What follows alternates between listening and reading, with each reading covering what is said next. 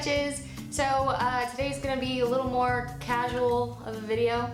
I guess most of my videos are pretty casual. I get a lot of questions about what YouTube equipment I use, my camera, microphone, lighting, editing software, what I use to record speed paints and record voiceovers. So today I'm going to go over all my film equipment, everything that I've ever used, because as I've started YouTubing more seriously, I've started investing in better equipment. If you're just starting a YouTube channel, I would recommend not investing in nice equipment. Really make a lot of YouTube videos before you decide if it's something you're gonna continue, because some of this equipment can get pretty pricey. So if any of you guys are just starting a YouTube channel, make sure to focus on making great content more than making your videos look pretty, because that will draw more viewers.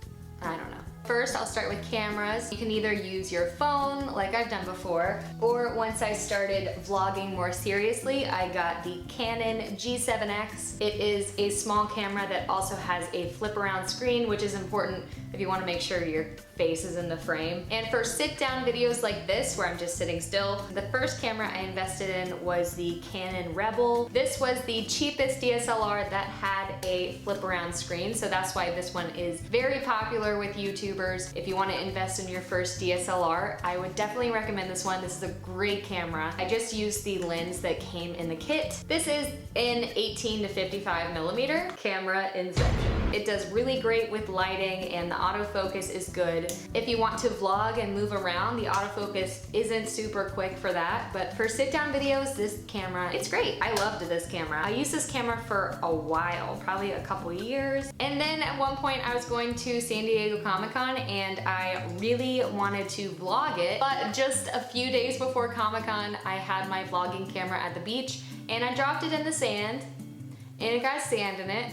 I tried to fix it myself, which was a huge mistake. So I brought this to the lens repair shop. It wasn't gonna be ready for Comic-Con, so I decided to use my Canon Rebel at Comic-Con.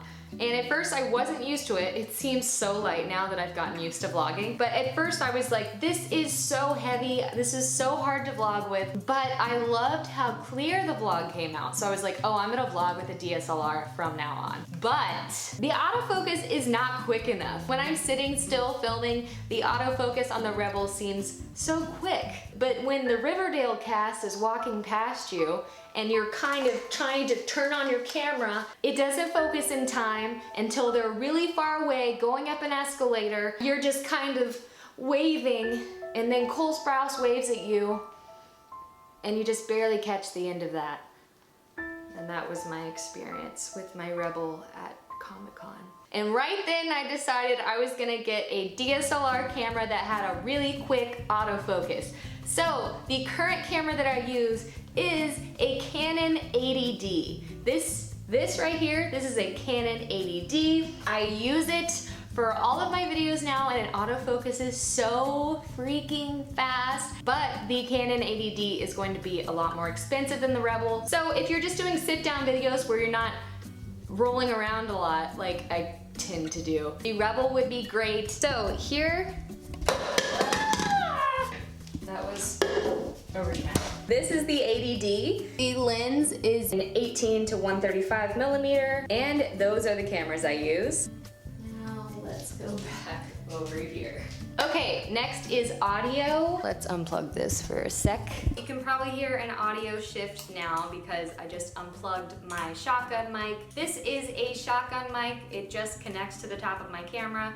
So it's still pretty far away from me. It's not the best quality, but it does improve with the echo and everything a little bit. I think the most popular shotgun mic is a Rode mic, but I just got the knockoff of that, and this brand is called Takstar. Before I got a shotgun mic, I just used the mic that was on my camera. Mics that are on cameras are generally not great. And then for tripods, when I first started making videos, I was just using a chair with a stack of books and then putting my camera on top. The tripod that I'm currently using is the Manfrotto 190X. I love this tripod. And this top part is great because it has a quick attachment. As you can see, this little attachment to the bottom of my camera fits onto there, so I can easily attach my camera and detach it from my tripod, and I don't lose my shot. So I showed you my shotgun mic, which is what I use for the most part. For recording voiceovers, I use a mic that is quite a bit nicer. This is the Rode NTG2, and then there's this little thing to muffle, I don't know. And to go with this mic, I have this recorder. I love this recorder. This is the Zoom H4n Pro. Basically, you plug this into here, and then you plug the other side into your recorder. I could just attach this to the top of my camera, then I'd have to have a place for this and everything, so I haven't bothered yet. So when I'm filming voiceovers, I have this stand. The brand is OnStage. I think it's just the cheapest one that I found on Amazon. It's a little tabletop mic holder. Here's the little holder that goes on top. And that's how I record my voiceovers. Also, if you decide to invest in a recorder, I would super recommend getting an AC adapter for plugging this thing into the wall because they just drain batteries. And none of my mics give me a warning when they're about to turn off, so sometimes I'll be filming a YouTube video and some of my equipment will just die and then I just don't have audio. That's what happens when my shotgun mic dies. I've recorded entire videos and they're just completely silent because this is my only form of audio right now. I recently got a new mic stand, so I'm going to start using my professional mic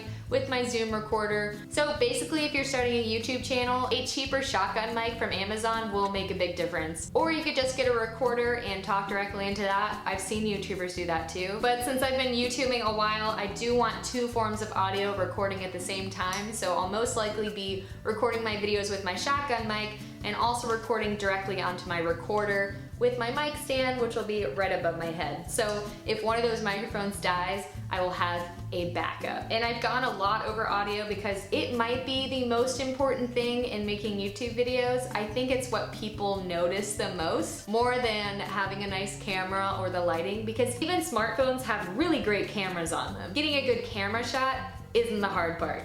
It's the audio. So if you're gonna invest in one thing, I would recommend audio. So lastly, let's go over lighting. Basically, when I first started, I just used the light from my window that was streaming in. That was 2 apartments ago, and I had a lot more light coming in. Natural lighting is the most unpredictable, but it's also the prettiest lighting. So after I was using just window light, I invested in some umbrella lighting. So I got an umbrella lighting kit from Amazon. Each of these just has 1 bulb in it.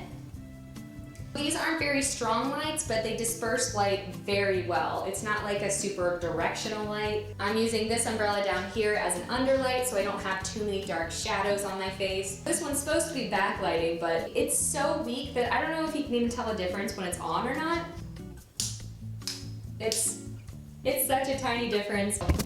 Woo! So for a couple years, I was just using my umbrella lighting kits, window light, and then I invested in this bad boy. This is a floodlight. This is the Manfrotto Spectra, whatever that is. And it did not come with a stand. I'm just using one of the stands that came with the umbrella lighting kit. Okay, so it's so annoying. Okay, I can't block that reflection, so let's just move this camera. Okay, what? So that's my cameras, lighting, audio. For editing, I use Final Cut Pro because that's what all the YouTubers seem to use. But since meeting a bunch of art YouTubers, apparently they all use Premiere and it's better. I've never used Premiere. I already bought Final Cut Pro, so it's too late for me. And for doing screen records, for filming my speed paints where I'm actually drawing and filming the screen, I use QuickTime. It came with my Mac, so that's what I use.